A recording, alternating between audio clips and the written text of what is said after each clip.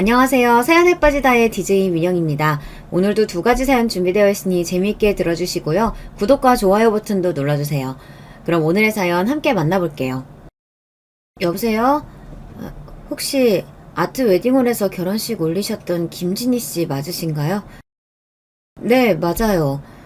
전 김진희 씨랑 결혼식 올렸던 남자의 세 번째 신부입니다. 그리고 이제 그 남자에게 복수하려고 하는데요. 함께 하시겠어요? 가명을 쓰긴 했지만 이 통화 내용은 100% 실화입니다. 아직도 그날의 전화는 잊혀지지가 않아요. 결혼 반지를 낀 손가락으로 번호를 찍으면서도 수만 번 고민하고 덜덜 떨리는 손과 목소리를 가다듬으며 전화를 했었죠. 그리고 그날의 전화가 제 복수극의 시작이었습니다. 그날의 사건이 있기까지 저의 인생은 우여곡절이 참 많았어요. 원인은 모두 나쁜 남자였죠. 세상에는 나쁜 남자보다 좋은 남자가 더 많고 좋은 남자를 볼 줄 모르는 제 안목의 문제라고도 볼 수 있을 거예요. 하지만 제 이야기를 들어보시면 아실 거예요. 제가 그렇게 될 수밖에 없었던 이유를. 복수심에 불탈 수밖에 없었던 이유를요. 첫 번째 나쁜 남자는 기억에도 없는 저의 친아빠였습니다. 저는 친아빠가 어떻게 생겼는지도 몰라요. 엄마가 한 번도 알려준 적이 없어요.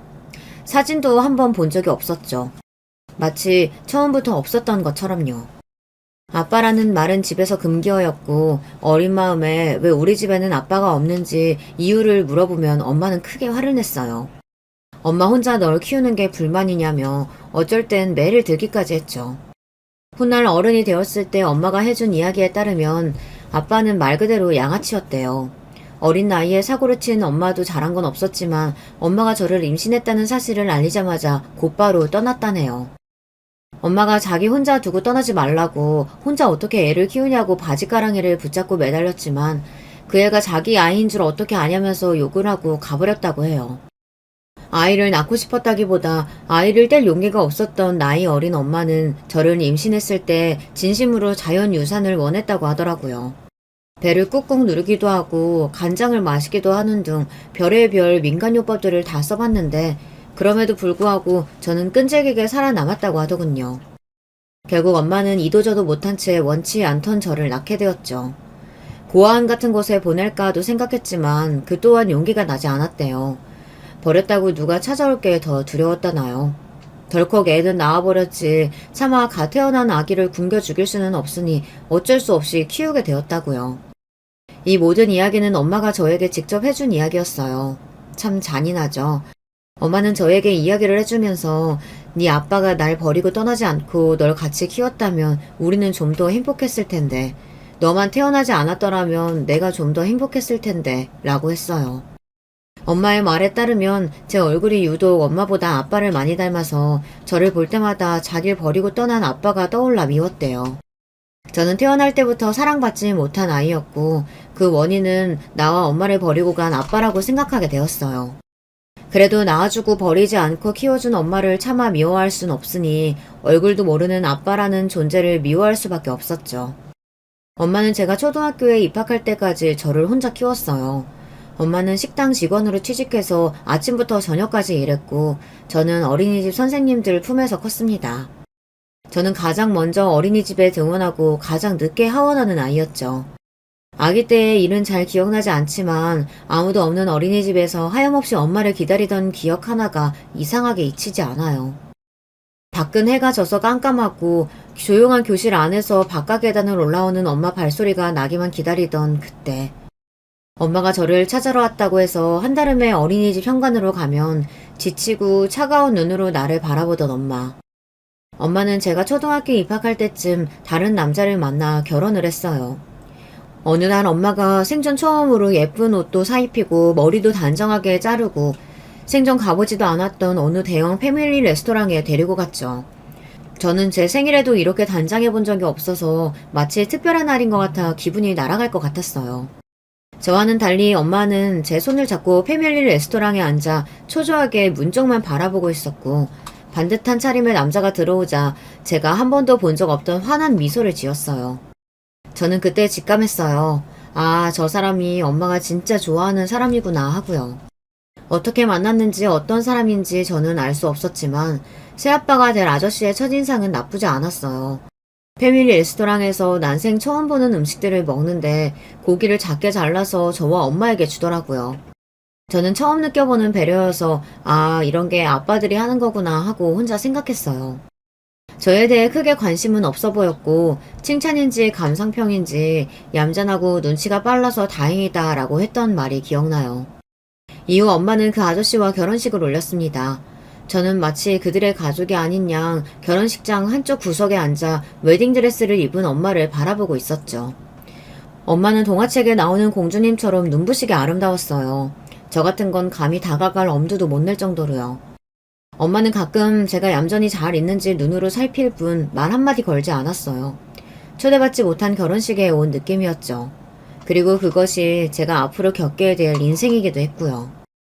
저와 엄마는 새아빠의 집으로 이사했어요.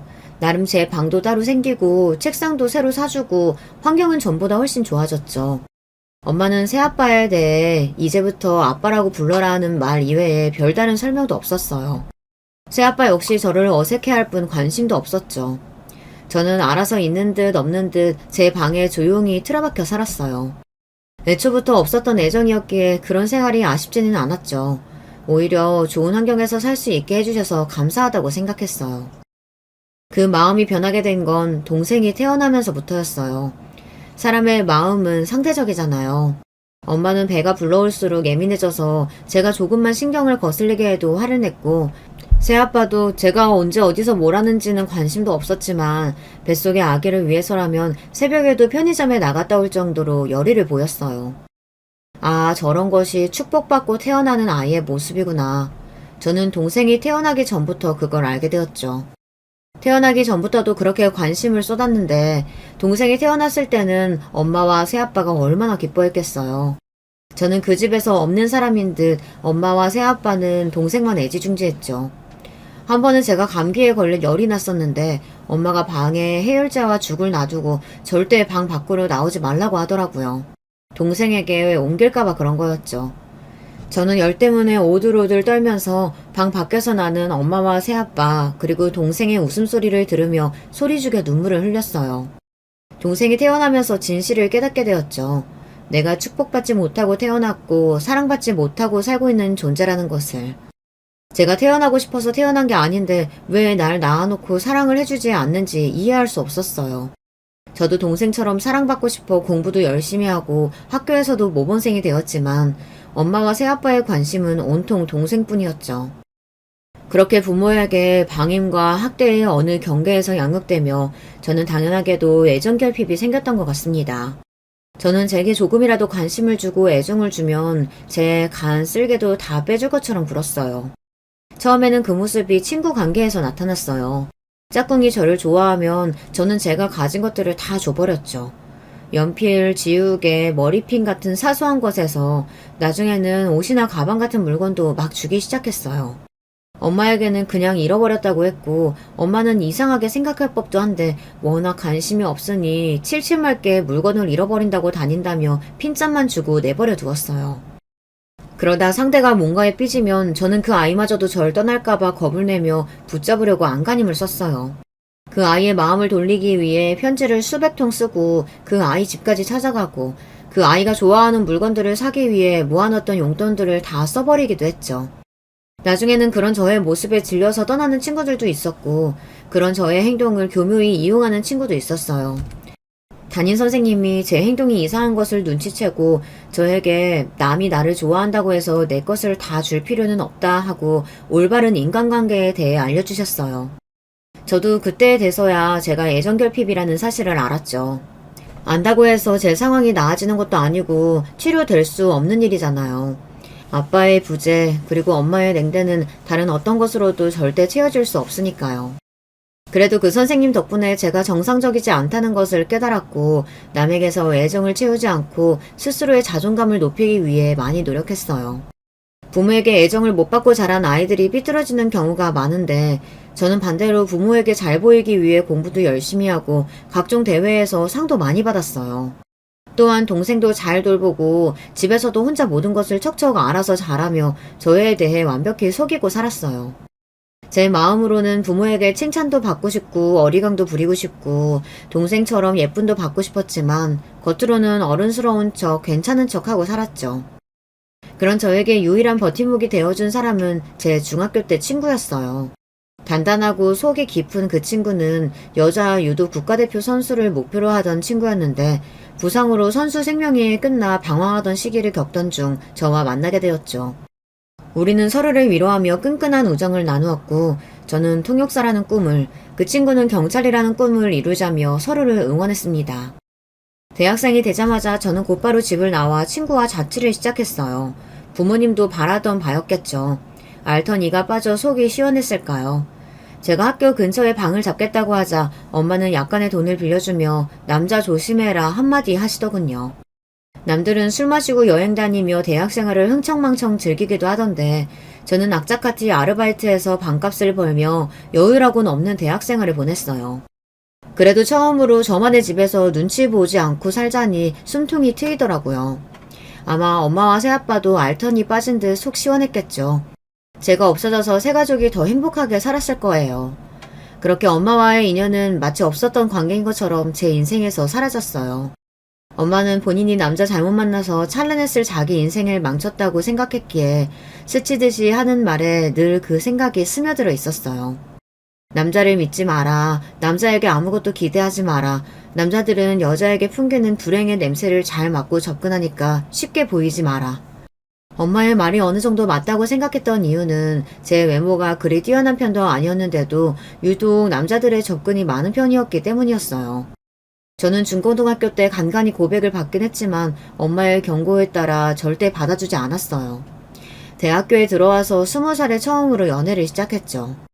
제 성향을 알기 때문에 저는 남자친구를 함부로 사귀지 않으려고 했는데 그러는 바람에 별명이 도도녀가 되어버렸죠. 웬만한 고백은 다 정중하게 거절했고 제게 잘해주는 남자를 늘 경계했어요. 그럼에도 불구하고 첫 번째 남자친구는 끈질기게 저에게 구애를 했어요.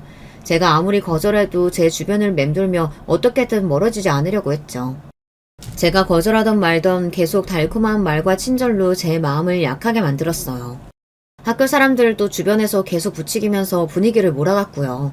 좋은 사람이라고, 진심으로 저를 좋아한다고, 그렇게 재수없게 굴지 말고 좀 받아주라고. 몇 달간의 밀어낸과 담긴 끝에 저는 결국 남자친구의 마음이 진심이라고 생각하고 받아주었어요. 남자친구와의 관계에서 제 애정 결핍이 가장 극명하게 드러났어요. 처음에 저는 마음을 열기 조심스러웠지만 남자친구가 저에게 보여준 마음은 이제껏 제가 받아보지 못했던 사랑이었어요. 매일 언제 어디서나 저를 기다려주고 어디 갈 때는 늘 바래다주고 불면 날아갈까 쥐면 깨질까 소중히 대하고 언제 어디서나 제가 1순위였죠. 이때껏 엄마조차 절 사랑한다고 표현한 적이 한 번도 없는데 매일 사랑한다고 속삭여 주었고요. 마음에 늘 단단한 벽을 세우고 살았던 제가, 황량한 황무지 같은 마음이었던 제가 남자친구로 인해 행복해지고 저도 사랑하고 사랑받을 수 있는 사람이라는 것을 알게 되었답니다. 하지만 영원할 것만 같았던 사랑은 오래 가지 않았어요.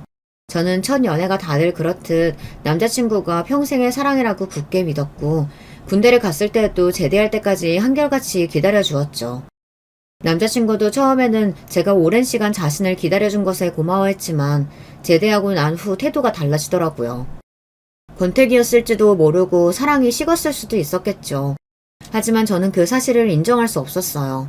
남자친구가 떠날까봐 두려웠고 남자친구만큼 저를 사랑해줄 사람이 다시는 나타나지 않을 것만 같았죠. 당연히 관계는 역전되었고 남자친구는 자기가 마치 갑인 것처럼 행동하기 시작했습니다. 모든 걸 자기 마음대로 하고 싶어 했어요. 자기가 부르면 무조건 와야 되고 자기 연락은 무조건 받아야 했죠. 반면에 자기는 툭하면 약속을 지키지 않거나 심할 때는 잠수를 타버렸어요. 그러면 저는 그 기간 동안 거의 미쳐서 혹시나 저를 떠난 게 아닌지 불안 속에 살아야 했죠. 한 번은 다른 여자와 바람을 피워서 제가 화를 냈더니 되려 제게 더 화를 내며 제가 자기를 의심하고 집착한다며 저를 이상한 사람 취급했죠. 그러면 내가 불행한 가정환경 때문에 과민하게 구는구나 하고 오히려 사과를 하는 지경에 이르렀어요. 애정결핍이라는 게 정말 불치병과 같은 게 머리로는 분명 남자친구가 잘못했고 헤어져야 할 이유가 수도 없이 많지만 가슴은 절대 남자친구를 놓지 못하겠더라고요. 처음에 남자친구와 겪었던 그 좋았던 나날들이 다시 돌아올 거라고 굳게 믿고 남자친구가 저를 아무리 함부로 대해도 견디고 참았어요. 엄마에게 애정을 받지 못하고 자랐던 그 무수히 긴 나날들에 비하면 이 정도는 아무것도 아니라고 생각하면서요. 남자친구와 헤어지게 된 건 제 방에서 요리를 해 저녁을 먹던 도중 일어났습니다. 남자친구는 계속 누군가와 연락을 하고 있었고 저는 느낌적으로 그게 여자라는 것을 알았지만 싸우고 싶지 않아 애써 모르는 척 하고 있었죠. 그러다 제가 요리를 다 끝내고 밥상을 차렸는데 남자친구가 갑자기 약속이 생겼다며 나가려고 하더군요. 저는 모처럼 남자친구와 오붓하게 저녁 식사를 하려고 장을 보고 재료를 손질하고 식탁 플레이팅을 하며 온갖 노력을 다했는데 자기 맘대로 간다고 하니 갑자기 그간 참아왔던 분노가 폭발했던 것 같아요. 나가려는 남자친구를 붙잡고 요리 다 했는데 누구를 만났느냐고 따졌고 남자친구는 그간 고분고분했던 제가 앙칼짓게 달려드니 당황해서 저를 밀어버렸어요.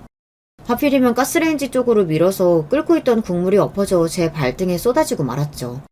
저는 발에 화상을 입고 고통스러워했는데 남자친구는 그 와중에도 네가 괜히 오해를 해서 이렇게 되었다며 제 탓을 하더라고요. 그 순간에 마침 집에 들어온 친구가 상황을 보았고 그간의 제 연애 사정을 다 알고 있었던 친구는 크게 분노하며 남자친구를 유도기술로 바닥에 내려 꽂아버렸어요. 저는 발등의 화상에도 입을 떡 벌리며 공중에서 한 바퀴 돌고 나서 바닥에서 움찔거리는 남자친구를 멍하니 바라보고 있었어요. 그 이후 일은 조금 복잡했지만 잘 해결되었어요. 남자친구는 상해죄로 친구를 고발하려다가 제 발에 화상을 입은 이유가 남자친구의 폭력 때문이었다는 것을 밝혀지면서 오히려 남자친구에게 불리한 상황이 되었죠. 남자친구가 군대까지 기다려준 여자친구를 두고 여기저기 양다리를 걸쳤다는 소문까지 나게 되자 과에서도 남자친구의 평판이 땅에 떨어졌고요. 거기다 저에게 손을 댔다는 소문까지 퍼져 결국 남자친구는 다른 과로 전가하게 되었답니다. 결과는 다행히 저에게 유리하게 끝났지만 어렵게 마음을 열었던 첫 남자친구에게 받았던 배신감은 이전의 애정결핍과 더불어 더욱 큰 상처로 남게 되었어요. 심지어 첫 연애였기에 저는 엄마가 했던 남자를 조심해라 라고 했던 말이 결코 허튼 소리가 아니었음을 절실히 깨닫게 되었죠. 그 이후로도 몇 번의 고백을 받아보긴 했지만 저는 고슴도치처럼 가시를 세우고 접근하는 남자들을 의심의 눈초리로 보게 되었어요. 지금은 저렇게 좋다고 영원할 것처럼 이야기하지만 얼마 안 가 마음이 변할 거라는 의심, 신아빠처럼 떠날 거라는 불안, 그런 요소들 때문에 제대로 관계가 이어질 리 없었죠. 저에게도 문제가 있다는 건 알았지만 마음을 깊이 패인 흉터는 쉽게 아물지가 않더군요. 그렇게 저는 프리랜서로 통번역 일을 하며 혼자 인생을 살아갔습니다. 이따금 외로울 때도 있었지만 친구들이 있어서 별로 문제될 건 없었어요. 특히 중학교 친구는 때로는 제 엄마처럼 언니처럼 저의 든든한 가족이 되어주었죠. 영원한 것은 없다지만 저는 그 친구와는 어쩌면 영원할지도 모른다고 생각했어요. 세월이 가고 30이 훌쩍 넘자 친구들도 하나둘 결혼을 하고 아이를 낳았어요. 사람 심리가 이상한 게 친구들이 그렇게 자기 가정을 꾸리니까 어쩐지 저도 마음이 조급해지더라고요. 게다가 저와 함께 영원할 거라고 생각했던 중학교 친구마저도 결혼을 해버려서 제가 아닌 남편과 살게 되었어요. 혼자 남게 된 저는 더 나이 들기 전에 남자를 만나기라도 해보자는 생각이 들게 되었고 몇 번 연애도 해봤어요. 그러다 남편을 만나게 되었죠. 남편은 제가 만나면 안 되는 착한 남자였어요. 일을 하다 알게 된 남자였는데 가진 게 많진 않았어도 사력 있고 다정한 성격이었죠. 제가 불안감에 감정이 요동치는 타입이라면 그는 물결처럼 잔잔한 사람이었어요. 그런 그 사람과의 연애는 언제나 제게 안정감을 주었어요. 저는 이런 사람이라면 정말 결혼해도 되겠구나 하고 생각했고 남편도 자기 나이도 있고 하니 빨리 결혼하고 싶어 했죠. 하지만 저는 한 가지 이유로 결혼이 망설여졌어요. 저는 남편과 오순도순 행복하게 살기를 원했지만 아이를 갖고 싶지 않았어요. 제 엄마가 저를 미워했듯이 저도 제 아이를 사랑하지 않으면 어떻게 하나 하는 불안이 있었죠. 저는 어쨌거나 정서가 불완전한 사람이었고 엄마는 절대 아무나 돼서는 안 된다는 생각이 강했거든요. 저의 결핍이 제가 낳은 아이에게 영향을 끼치지 않을 정도로 제 내면이 단단해지기 전까지는 아이를 낳아서는 안 된다고 생각하고 있었어요. 남편은 제 이야기를 듣고 저를 이해한다고 하면서도 살다 보면 마음이 바뀔 수도 있다고 하며 아이에 대한 여지를 조금 남겨놓았죠. 그렇게 저와 남편은 결혼을 하게 되었습니다. 둘 다 허례허식은 필요 없다고 생각했고 저의 경우에는 부모님에게 굳이 알리고 싶지 않았기에 결혼식은 올리지 않고 혼인신고만 했어요. 남편은 부모님이 시골에 사시고 자기가 장남이라 아이를 갖지 않기로 결정했다고 하면 부모님이 인정하지 않으실 거라고. 그래서 일단 동거하는 것으로 하자고 했기 때문에 저희의 결혼은 안 한 것 같았죠. 그래도 저희는 행복했어요. 함께 먹고 자고 일상을 공유하고 저는 어릴 때처럼 영원할 거라고 생각하기보단 현재에 충실하자는 생각으로 남편과 만든 이 작고 행복한 가정을 지키고자 노력했어요. 하지만 행복은 그리 오래가지 못했습니다. 결혼한 지 1년 정도 지났을까 갑자기 시골에 사신다는 시부모님이 예고도 없이 집으로 쳐들어왔어요. 한 번도 뵌 적 없던 시부모님은 다짜고짜 제 머리부터 잡았죠. 입에 담을 수 없는 욕설과 함께 감히 내 아들을 꼬여내 몰래 결혼을 해 하며 저를 때리고 발로 찼어요. 뒤늦게 달려온 남편이 겨우 시어머니를 뜯어말리며 끌고 나갔고 이후에 어떻게 일이 흘러갔는지는 잘 기억나지 않아요. 남편이 시부모님을 어찌어찌 돌려보낸 후 큰 충격을 받고 울고 있는 저를 달래주며 하는 말이 이제 동거는 끝내고 결혼을 해라 하셔서 사실 이미 결혼했다라고 대답했는데 그 말에 화가 많이 나신 것 같다고 하더군요. 그게 왜 제가 두들겨 맞고 욕을 들어야 하는 일이 된 건지 이해가 가지 않았어요. 하지만 남편이 사실 원래 그런 분들이라 너를 만나면 분명 며느리 노릇을 바랄 것이 분명해서 지금까지 결혼 사실을 숨겼다 고 했습니다. 며느리 노릇이라고 함은 시부모님 모시기, 제사 지내기, 그리고 손자 낳기 같은 것을 말하는 거였죠. 다짜고짜 자기 가식과 결혼했다는 여자의 머리채부터 잡는 사람들이니 남편의 이야기가 기가 막히면서도 이해는 조금 가더라고요. 남편은 자기가 알아서 시부모님을 설득해보겠다고 해서 내버려 두었지만 설득이 될 거라고는 전혀 기대하지 않았어요.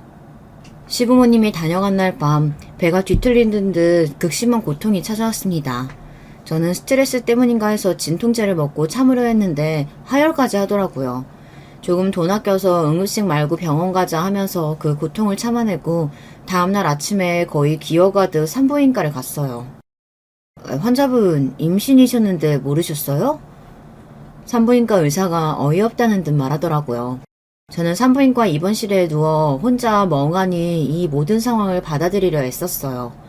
갑자기 등장한 시부모님, 갑자기 등장한 아이, 그리고 갑자기 사라진 아이. 내 아이. 집으로 돌아와서 내내 잠만 잤습니다. 남편이 울면서 뭐라고 이야기하는데 전부 다 귀찮기만 했어요. 저는 눈물도 안 났고 정말 내내 잠만 쏟아지더라고요. 그렇게 한 보름 정도 죽은 듯이 잠만 자다가 괜찮아져서 일어났어요. 그리고 아무 일 없다는 듯 일상으로 돌아왔죠. 남편은 지극정성으로 저를 돌봐줬어요. 그러다가 제가 괜찮아지자 자기 부모님과 한 번 더 만나자고 하더군요. 사과하고 싶으시다고요. 저는 그분들을 다시 보고 싶지 않았지만 사과를 받고 싶은 생각 하나만으로 그 자리에 나갔어요. 사과를 받아봐야 아이가 돌아오는 것은 아니지만 사실 누구의 탓도 아니고 그저 그렇게 된 안타까운 일이었을 뿐이지만 저는 누구에게라도 사과를 받으면 마음의 위안이 될 것 같은 기분이었으니까요. 시부모님은 사과를 하러 온 사람들 치고는 굉장히 불만스러운 태도로 저를 맞이하셨어요. 그분들은 누가 봐도 윗사람과 아랫사람을 대하는 태도로 저를 보며 말씀하셨죠. 결혼은 일륜지 대사인데 부모의 허락도 없이 결혼한 게 아직도 괘씸하고 화가 난다. 내 아들은 그런 행동 할 애가 아니니 네가 그렇게 하자고 꼬여낸 것이 분명하지. 처음에는 내가 화가 나서 앞뒤 없이 행동만 했다지만 그건 네가 먼저 잘못했으니 어른들 입장을 이해하길 바란다. 그리고 아이가 있었는데 유산됐다고? 그렇게 된 건 참으로 유감이다.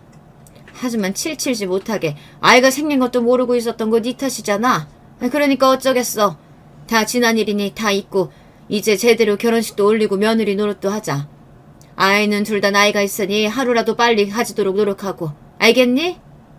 시어머니의 말에는 어디에도 사과는 없었어요. 저는 묵묵히 듣다가 어머니의 눈을 바라보며 대답했죠. 결혼식은 없습니다. 그리고 결혼도 이것으로 끝이에요. 저를 때리고 유산까지 하게 한 부분에 대해서 사과받고 싶어서 나왔지만 그럴 분들 같지 않아 보이니 바라지는 않을게요. 다만 앞으로 또 그런 행동하시면 법적으로 사회죄 물을 테니까 그런 일은 없으시길 바랍니다. 저와 아주머니는 이제 전혀 관계없는 타인이니까요. 아시겠어요? 저는 그 길로 자리를 박차고 나왔습니다.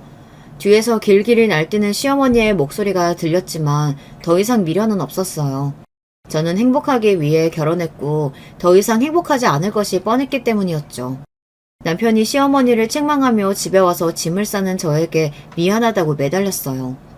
하지만 저는 더 이상 남편도 보고 싶지 않았어요. 서로 아무것도 가진 것 없으니 조용히 이혼하자고 그렇게 말하고 떠났습니다. 남편에게는 지금도 아무런 감정이 없어요.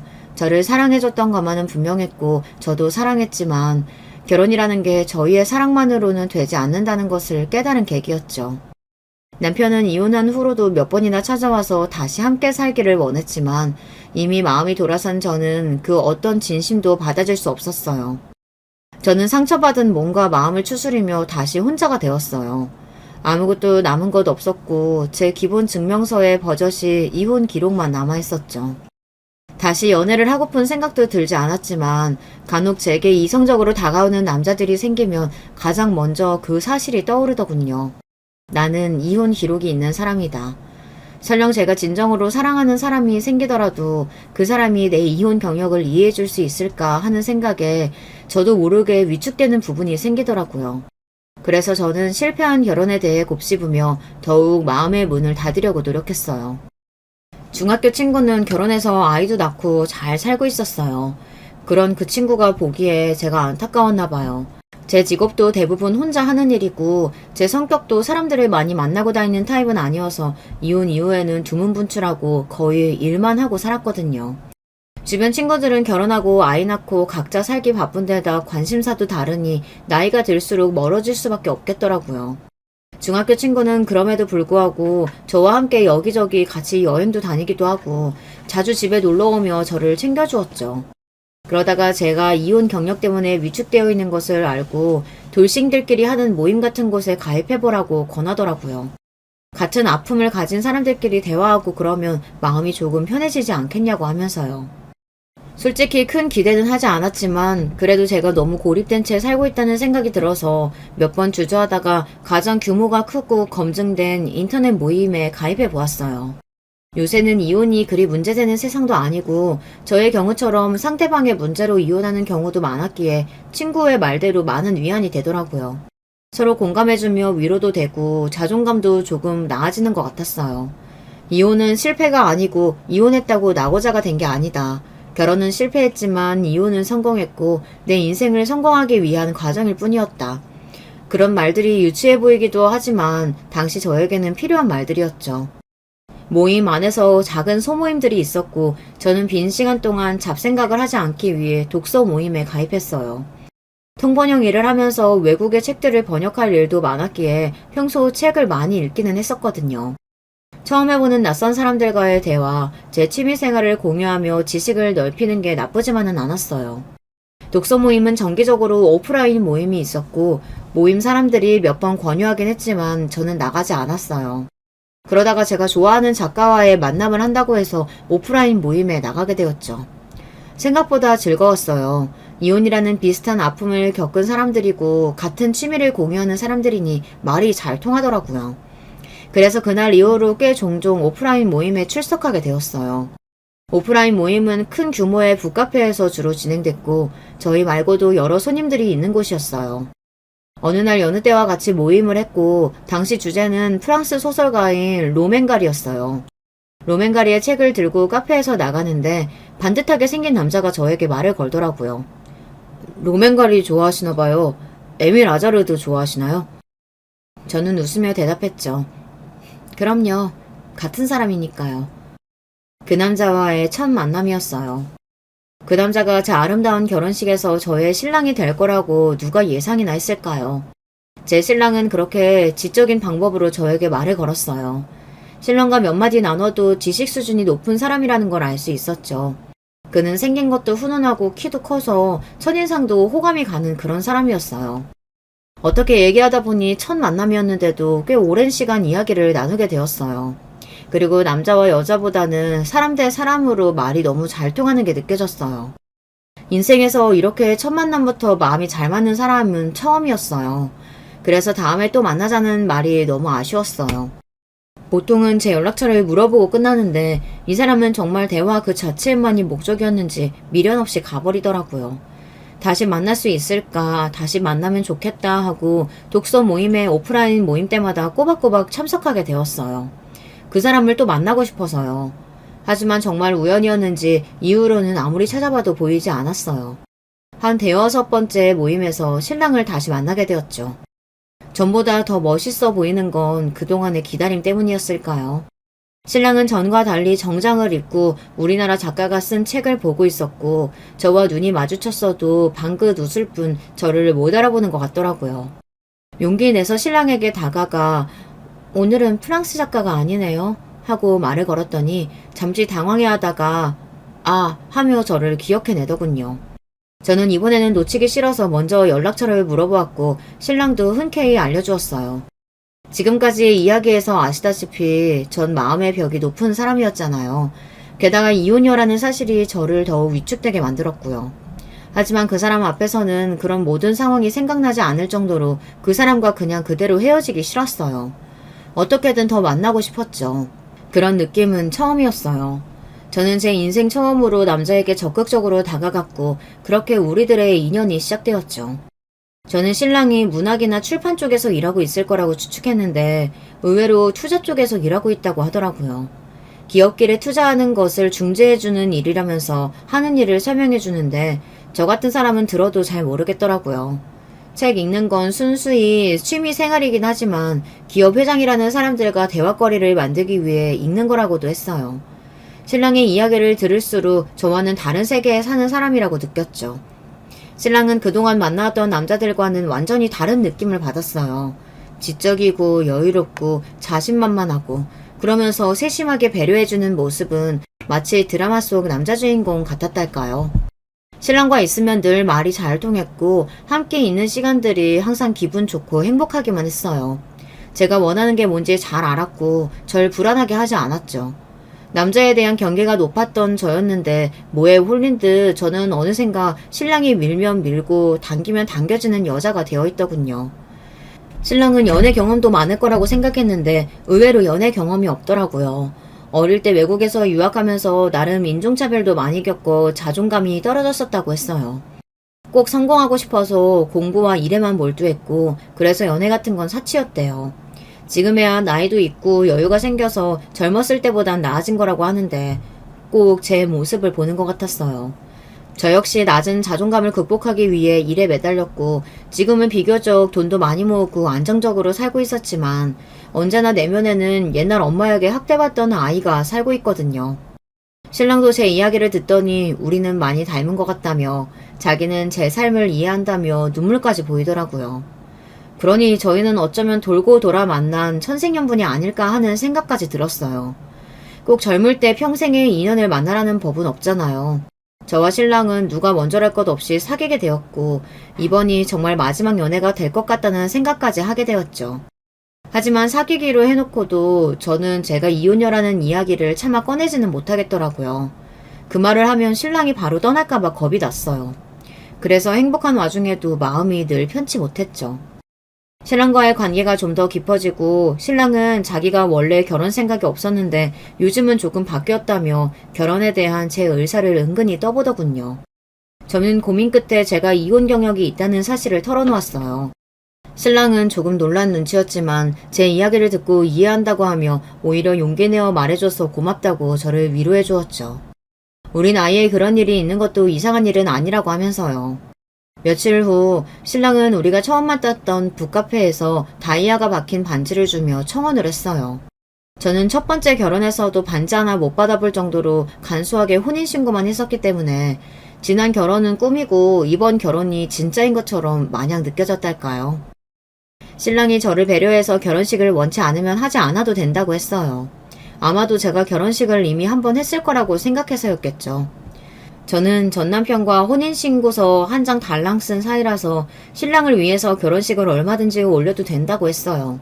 어차피 저는 지인도 많지 않아서 신랑이 저 때문에 피해를 보면 안 될 것 같았거든요.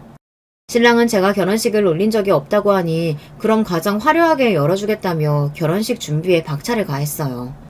저는 근 20년 동안이나 연락이 끊겼던 부모님을 제 결혼식에 초대할 생각이 없었어요. 신랑 또한 부모님이 외국에 계신데 몸이 편찮으셔서 올 수 없는 상황이라고 하시더군요. 양가 부모님이 없는 결혼식이라니 특이할 법도 하지만 저는 내심 다행이라고 생각했어요. 영상통화로 신랑의 부모님께 간단히 인사를 드리는 것으로 상견례는 끝냈죠. 신랑의 부모님도 미안해하시며 결혼을 축하해 주셨어요. 저는 첫 결혼식 때 시댁에 대해 호되게 당했던 경험이 있어서 시댁의 이런 상황마저 저에게 운명같이 느껴졌어요. 결혼식을 준비하면서 신혼집도 찾아보았어요. 신랑은 마음에 드는 집이 시세에 비해 싸게 나왔는데 요새 회사에 일이 조금 있어서 현금이 부족하다고 돈을 빌려달라고 하더라고요. 저는 지금까지 살면서 모은 돈 전부에 집을 담보로 대출까지 받아서 그 돈을 신랑에게 전부 붙였어요. 신랑이 몇 달 후 보너스가 들어오면 갚겠다고 하기에 어차피 결혼하면 당신 돈이 내 돈이고 내 돈이 내 돈이라고 허세도 좀 부렸죠. 신랑이 산 그 집은 서울 도심 한복판에 한강이 보이는 너무나 좋은 집이었어요. 부동산 계약서에 저와 신랑의 이름이 딱 쓰여 있었죠. 마지막으로 결혼식장을 몇 군데 돌아보았어요. 다들 화려하고 멋지더라고요. 이런 곳에서 웨딩드레스 입고 아름다운 신부가 되어 결혼을 한다고. 저는 더 이상 예전에 엄마가 새아빠와 결혼식을 할 때 구석에서 바라만 보던 초대받지 못한 손님이 아니었어요. 이제는 제가 주인공이었죠. 저는 반짝이는 웨딩드레스를 고르고 영화배우 마냥 스튜디오 사진까지 찍는 등 남들이 하는 것은 전부 해보았고 남편이 추천한 가장 화려한 샹들리에가 걸려있는 결혼식장을 선택했어요. 계약서에 사인을 할 때 계약서를 가져온 직원이 계속 신랑의 얼굴은 힐끔힐끔 봐서 기분이 좋지만은 않았지만 신랑이 좀 훈훈하게 생기긴 했지 하며 넘겼어요. 외모며 성격이며 재력까지 갖춘 신랑이니 누구나 부러워할 남자 아니겠어요. 결혼식 당일 새벽부터 결혼식의 주인공이 되기 위해 바쁘게 움직였어요. 사실 처음 결혼도 아니었지만 마치 첫 결혼을 하는 것 같은 느낌이었어요. 이제부터 새로운 출발이야. 이제 행복한 일만 남았어. 저는 주문을 외우듯 그렇게 되새기며 신랑의 손을 잡고 샹들리에가 멋진 결혼식장으로 향했어요. 신부 대기실에서 저는 중학교 친구와 함께 예식을 기다리고 있었어요. 중학교 친구는 제 결혼식을 누구보다도 축하해주긴 했지만 너무 갑작스럽게 올리는 예식에 계속 찜찜해하고 있었어요. 결혼식 직전까지도 신랑이 외국에 출장 가는 등 너무 바빠서 서로의 지인들에게 소개하거나 그런 자리를 못 만들었거든요.